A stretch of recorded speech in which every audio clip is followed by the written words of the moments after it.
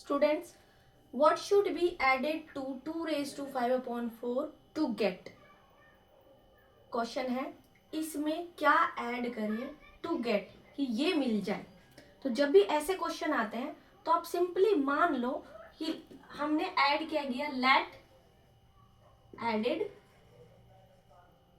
X, जो हमें add करना है वो हम क्या मान लेते हैं एक्स। अब किस में ऐड करना है एक्स को? What should be added to, किस में ऐड करना है? 2 रेज टू 5 अपॉन 4 में क्या ऐड करूं? एक्स ऐड करूं टू गेट। टू गेट का मतलब होता है इक्वल्स टू।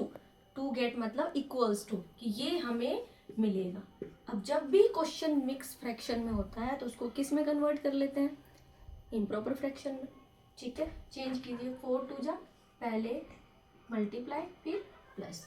4 टू जा 8। हमेशा बच्चों को याद दिलाने के लिए ये चीज़ मैं बताती हूँ, जब बच्चे छोटे स्टैंडर्ड में होते हैं 6th-7th में, तो मिक्स फ्रैक्शन को इम्प्रॉपर फ्रैक्शन में चेंज करने में बहुत दिक्कत होती है उनको। तो सीधा याद रखो बेटा, पहले मल्टीप्लाई देन प्लस।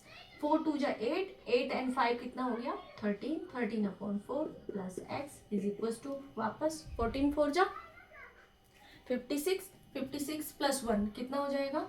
57 अपॉन 4। पहले मल्टीप्लाई फिर प्लस। नाउ आपको बताया जब वेरिएबल की वैल्यू निकालते हैं, वेरिएबल का आंसर निकालते हैं, तो जो साथ में कांस्टेंट वैल्यू है वो आपकी लेफ्ट है तो वो राइट में आ जाएगी, राइट में है तो लेफ्ट में आ जाएगी। और जब ये वैल्यू शिफ्ट होती है तो ये अपनी साइन चेंज करती है। तो आप क्या करेंगे? एस इज इक्वल टू, अब ये इसको याद करने के लिए मैंने एक कॉन्सेप्ट तैयार किया है अपनी तरफ से ही बच्चों को याद दिलाने के लिए कि बेटा जो अपने घर में है उसको ड्रेसअप होने की जरूरत नहीं है, जो दूसरे के घर से आ रहा है यानी जो मेहमान बन के आ रहा है उसको रेडी होना पड़ेगा। तो ये अपने ही घर में था तो ये ऐसे कैसे रहेगा, और जो वैल्यू दूसरे के यहाँ से, ये दूसरे के घर से आ रहा है, बाहर से आ रहा है, तो इसको ड्रेसअप होना पड़ेगा। और ड्रेसअप का मतलब होता है कि उनका साइन चेंज होगा। ये प्लस था तो इधर आके क्या हो गया? माइनस। अब डिनोमिनेटर सेम है, जब डिनोमिनेटर सेम नहीं होते तब हम एलसीएम वगैरह लेके सोल्व करते, बट यहाँ पे हमारे लिए इजी हो गया कि डिनोमिनेटर सेम है। जब डिनोमिनेटर सेम होता है तो आप डायरेक्ट माइनस कर सकते हैं। अपॉन 4 क्या हो जाएगा बेटा? 7 में से 3 गया 4, 5 में से 1 गया 4।